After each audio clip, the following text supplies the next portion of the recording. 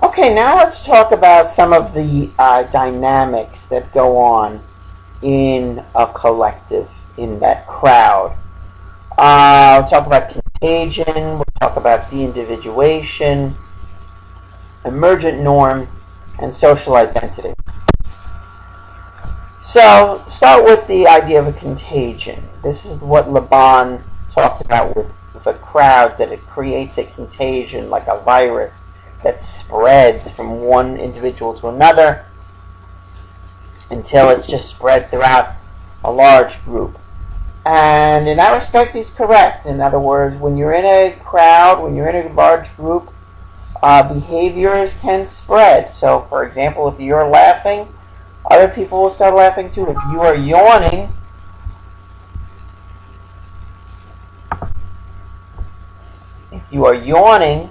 that can also spread as well. And so, if you try to imagine yourself in a group of people and start yawning and see what other people do.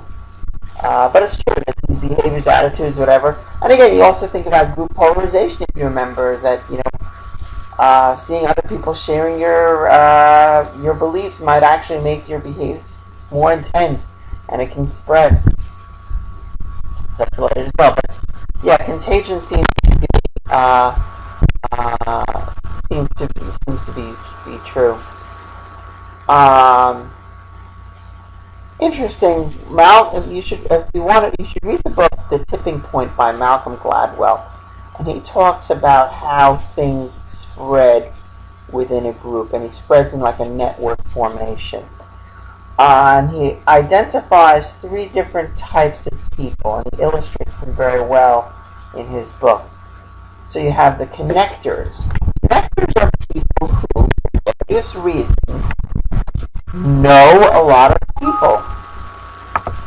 They know a lot of people, and they connect with a lot of people. So if you tell something to a connector, you can be sure that what you tell the connector is going to be told to 3, 4, 5, 6, 10, 20 other people. Connectors form connections with others, and they spread the news well. And there are people that just happen to know a lot of people and are good at networking. So if you want to spread the word out on something, contact a connector, and that person will get the word out much faster than just trying to tell one person then another. Just tell a connector. The connector will do the work for you. Another type of person is a maven. Maven actually is derived from the Yiddish language, and it refers to an expert. It refers to someone who knows a whole lot about a particular topic. Well, someone who knows a lot about a particular topic is going to be study that topic very well, know a lot, be able to talk about it. If you want to find out about this particular topic, ask the maven. The maven will give you the information you need. And so this is a person who is sought out for information, and people will connect to that person. People will seek out that person to get the information and then be able to use that in some way. Finally, there are the salespeople. And the salespeople are the people who have the enthusiasm to want to talk about a particular topic, and they really want to get the news out to people. So it's not just a matter of the connection, but the salespeople are the ones who want to drive the message home, who really want to get people into something. So the combination of these three types of people you can see how things can spread through networking in various, from person to person, from crowd to crowd.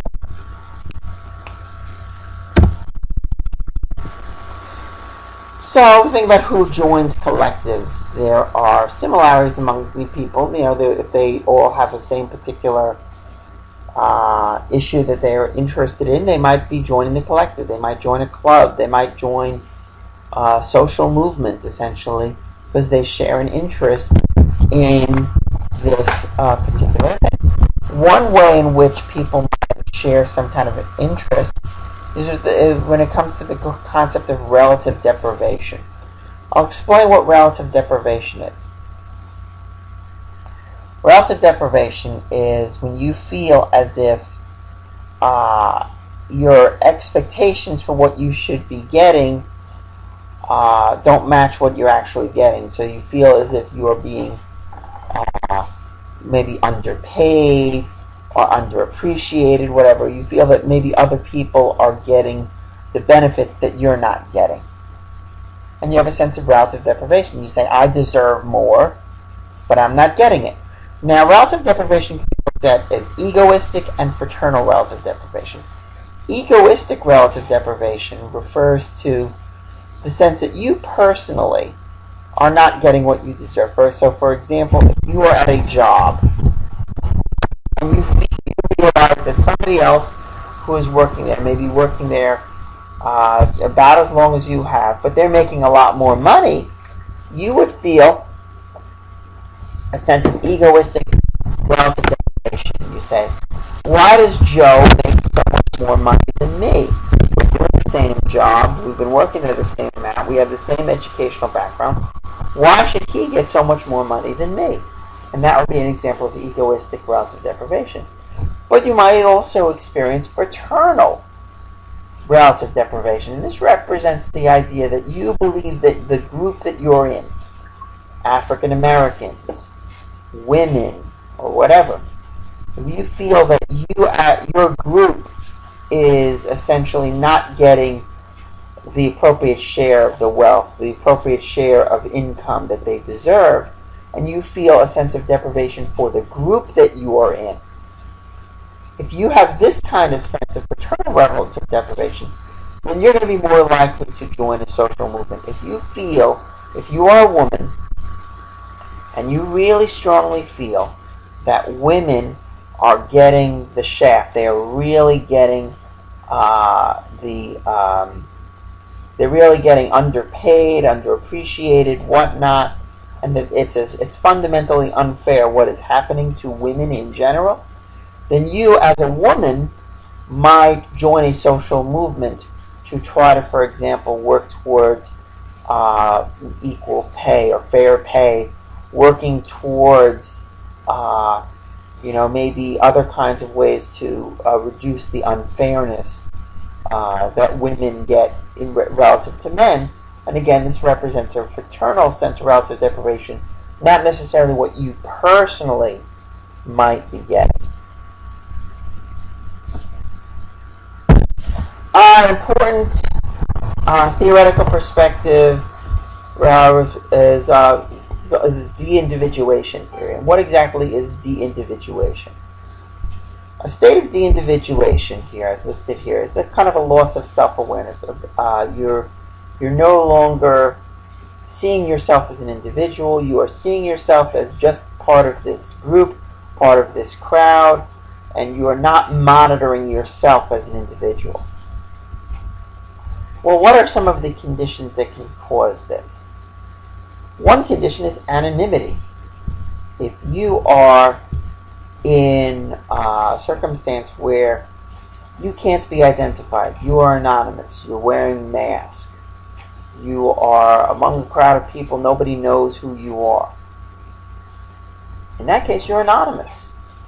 Therefore, you may not be personally be identified in whatever activity you are engaging in. Second factor is a diffusion of responsibility. If you are in a circumstance where there's a lot of people and where you personally are not necessarily responsible for a particular action, if everybody else is doing it, you could be doing it as well, then you don't necessarily feel personally responsible for it. If everybody else is littering, then you're throwing garbage on the ground too. You don't feel personally responsible. It's a diffusion of responsibility there. The de-individuation, according to Zimbardo, who discussed this, is you got to be in a member. You got to be in a group. You can't be de-individuated unless you're with other people. That the conditions of doing it, you have to be with other people. Finally, there are other factors that might be involved. Taking drugs, you know, doing a chant, hell no, we won't go, that kind of thing. All of these factors lead to you to have a sense of less self-awareness, less paying attention to what you personally are doing. So there's low self-monitoring. You're not monitoring your behavior. You're not trying to adjust your behavior to see how other people are going to see you. You're just kind of going along with what everybody else is doing. Failure of normative control. So this is where you might violate norms that you normally wouldn't because you're in a group. Think about this. Imagine if any of you have ever been to Mardi Gras in New Orleans, you're with a crowd of people. Well, your behavior among that crowd of people at Mardi Gras is going to be quite different than your behavior in an everyday setting where you're not with a whole bunch of people. And you might essentially violate some norms, do things that would be considered inappropriate and wrong in a normal situation, but in Mardi Gras it's just perfectly fine. You're essentially being reinforced by the events that are going on around you, so you're not paying attention to your own message about what you should be doing and your own sense of reward. You're kind of looking for the reward outside of what everybody else is doing. Finally, the failure to form long-range plans. You're kind of thinking the short term when you're in this kind of circumstance. You're not thinking about the big picture. You're going to take risks, for example, that might get you in trouble in the long run, but you're not really considering those risks, so you are more likely to engage in those behaviors. So these are the de-individuated behaviors. You might be engaging in emotional, impulsive, irrational behavior, intense emotions. And again, you're not controlling yourself. You're not under stimulus control. It is you're going against norms, violating norms, maybe stealing stuff, for example. And oftentimes it's pleasurable. Oftentimes it's having fun when you're in that group and everybody else is doing that. You think about crowds of people looting stores. You probably looked at video of people doing it. You probably saw smiles on their face. They were enjoying what they were doing. And again, they were de-individuated. The idea that they're not really aware of what, they're not really having a lack of self-awareness. They were just kind of going along with what everyone was doing without having a sense of, hey, this is wrong. They were just kind of going with everybody else. So that reduced responsibility, diffusion of responsibility. And again, when you're with others, you remember we talked about this concept before. When you're with a group of other people, there's a diffusion of responsibility. If someone has an emergency, you'd be more likely to just kind of look and see what everybody else is doing rather than taking action yourself. Well, this happens in a group, and thus it can lead to de-individuation. The larger the group, the more likely this is going to happen. And also, you're in a heightened state of arousal. You're going to be more likely to perhaps do these things. An interesting study on the anonymity leading to violating norms. This would be the Halloween study, where groups of people, where kids would be. There was tests to see whether the kids would take more than the one piece of candy rule, and when the kids were anonymous, they were more likely to take more than one piece of candy, wearing a mask, nobody could see their face. And when they were in a group, they were more likely to do it. So both being in a group and being anonymous led to those norm violations. So the idea behind the individuation is that there is a reduced level of self-awareness, not really conscious of your own behavior, and again, you're feeling like you're in an altered experience. You're disturbed in concentration and judgment. You might be hallucinating something, but really that may be overstating it. It's really not necessarily, you're not necessarily losing your self-awareness. It's possible that your awareness of yourself is kind of changing. Maybe it's becoming more of a group awareness. But you're still aware of what is going on. You're still aware of who you are, but you may be just taking on what is going on in the group. And it may not necessarily be you're having an altered an alternate experience. It just may be that we just behave differently in this group, and we are aware of how we behave in this group, and that's just how we're doing it. So maybe the concept of the de-individuated state may not exactly be completely accurate. One theory that kind of goes in a different direction is the emergent norm theory, in that it is not that you become de-individuated per se; it's that you are taking on the new norm. So in other words, so again, think about Mardi Gras, for example. If you are a woman, pulling up your shirt to request beads in Mardi Gras is a perfectly normal behavior for Mardi Gras. But it is not a normal behavior on just a regular city street where you're walking down the street. You're not going to do that just walking downtown if it's not Mardi Gras. But you might do it in Mardi Gras on Bourbon Street. So it's that you're taking on new norms, and the norms, you're aware of those norms and you take those on, and those norms emerge in a group or in a crowd. And that's essentially what the norms are influencing your behavior. But they're norms. They're not necessarily a norm violation. You are just taking on a new norm. Another theory is the social identity theory, is the idea that when you are joining a group, when you are joining a crowd, you actually have your social identity of being a member of this crowd is elicited, and it becomes more salient. So in other words, you're following your identity as a member of the crowd, as a member of the collective, and essentially that is what you're doing. You're engaging in self-categorization. You're saying you're no longer Jane or Joe. You are the member of this crowd. You're part of the group, and you're identifying yourself that way. And then you are behaving, kind of fitting in with the rest of the group. So, in a sense, you are trying to individualize yourself, but again, looking at it from a social identity, you're just focusing on that aspect of yourself, your social identity.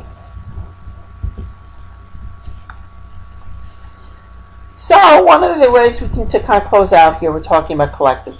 Collectives are groups. They're types of groups, and they have certain features that are different from many other groups, but I guess ultimately you can say that they are groups. The of the madding crowd, you're not mad when you're in a group, but you certainly behavior does change in a group, but you're not really losing cognitive control. You are the groups have norms that you follow, and it is not a madness. You are essentially just you become aware of what you need, what you are supposed to do in groups, and you kind of follow those norms.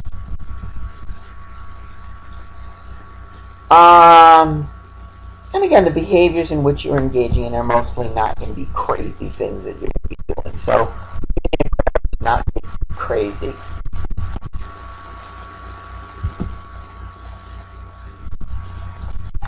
However, again, when you think about it, is that we understand that we can study groups and we can study collectives, and we can think of ways, perhaps, from which we can reduce the chances of having riots and panics where people can get hurt or killed. Maybe managing crowds better. For example, ways in which you can make queues more orderly to help avoid the crowding that can happen at a Who concert, for example. Making sure that there's enough, that people don't get crushed, for example. So, again, ultimately, field of group dynamics can help in terms of controlling, managing crowds in an effective way, and at least understanding how crowds form and what can happen to them.